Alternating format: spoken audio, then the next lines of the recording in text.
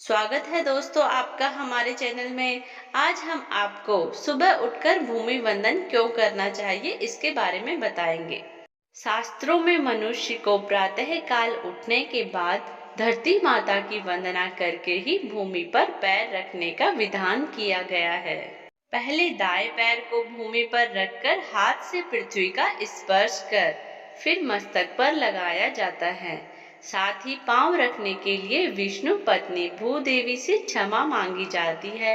हे धरती माता, मुझे तुम्हारे ऊपर पैर रखने में बहुत संकोच होता है। तुम तो मेरे भगवान की शक्ति हो। भूमि वंदना का मंत्र इस प्रकार है। समुद्र वसने देवी पर्वत स्तन मंडिते, विष्णु पत्नी नमस्तु अभ्य पाद स्पर्श क्षमस्य में। अर्थात समुद्र रूपी वस्त्रों को धारण करने वाली पर्वत रूपी स्तनों से शोभित विष्णु पत्नी, मेरे द्वारा होने वाले पाद स्पर्श के लिए आप मुझे क्षमा करें। भगवान नारायण श्री देवी और भूदेवी पृथ्वी के पति हैं। भूदेवी कश्यप ऋषि की पुत्री है और पुराणों में इनका एक देवी रूप है। भूदेवी अपने एक रूप से संसार में सब जगह फैली हुई है और दूसरे रूप में देवी रूप में स्थित रहती है।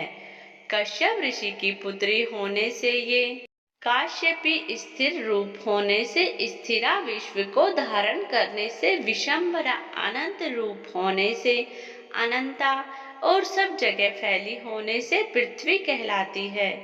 भगवान की पत्नी होने के कारण वे विष्णु प्रिया के नाम से जानी जाती है। सृष्टि के समय ये प्रकट होकर जल के ऊपर स्थित हो जाती है और प्रलय काल में ये जल के अंदर छिप जाती है। वाराहल्प में जब हिरण्याक्ष दैत्य पृथ्वी को चुराकर रसातल में ले गया, तब भगवान श्री हरि हिरण्याक्ष को मारकर रसातल से पृथ्वी को ले आए और उसे जल पर इस प्रकार रख दिया मानो तालाब में कमल का पत्ता हो। इसके बाद ब्रह्मा जी ने उसी पृथ्वी पर सृष्टि की रचना की। उस समय 12 रूपधारी भगवान श्री हरि ने सुंदर देवी के रूप में उपस्थित भूदेवी का वेद मंत्रों से पूजन किया और उन्हें जगत पूज्य होने का वरदान देते हुए कहा, तुम सबको आश्रय प्रदान करने वाली बनो।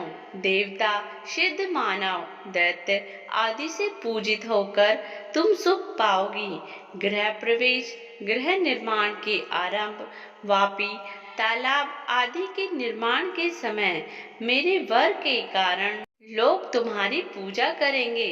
इसके बाद त्रिलोकी में पृथ्वी की पूजा होने लगी। भूमि वंदना क्यों करनी चाहिए? नींद से उठने के बाद जो कि हमें बिस्तर से उतरकर आगे के कार्यों के लिए भूमि पर पांव रखना पड़ेगा, और कौन मनुष्य ऐसा होगा जिसे अपनी माता के ऊपर पैर रखना अच्छा लगेगा। इसी व्यवस्था के कारण सबसे पहले भूमि वंदना कर उन पर पांव रखने के लिए विष्णु पत्नी भूदेवी से क्षमा मांगी जाती है। पृथ्वी माता ने सबको धारण कर रखा है, अतः वे सभी के लिए पूज्य और वंदन आराधन के योग्य है। वे न रहे या उनकी कृपा न रहे तो सारा जगत कहीं भी ठहर नहीं सकता। पृथ्वी माता धैर्य और क्षमा की देवी है। पृथ्वी पर मनुष्य कितना आघात करता है, जल निकालने के लिए भूमि के हृदय को चीरा जाता है। अन्न उपजाने के लिए भूमि के हृदय पर हल चलाया जाता है। मनुष्य व जीव जंतु भी उस पर मलमूत्र का त्याग करते हैं, लेकिन धरती को कभी क्रोध नहीं आता। जिस दिन धरती माता को क्रोध आ जाए, धरती हिलने लगे, भूकंप आ जाए, तो मानव जाति का अस्तित्व ही समाप्त हो जाएगा। भूमि की शस्य संपदा से ही अन्न रूप प्राण उत्पन्न होता है। साथ ही भूमि के हृदय में अनंत ऐश्वर्य जैसे हीरा, पन्ना, रूबी, नीलम, सोना, लोहा, तांबा और न जाने कितनी धातुएं रहती हैं, जो वे हमें प्रदान करती हैं। इसीलिए पृथ्वी देवी का सदा सम्मान करना चाहिए।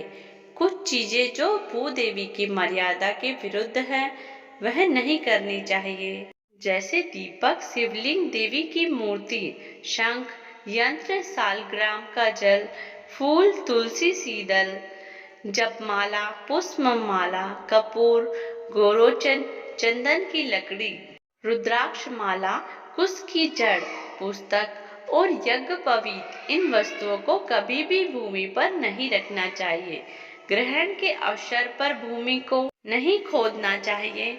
भूमि वंदन करने के पीछे यही शिक्षा छिपी है कि मनुष्य को पृथ्वी की तरह सहनशील, धैर्यवान और क्षमावान होना चाहिए।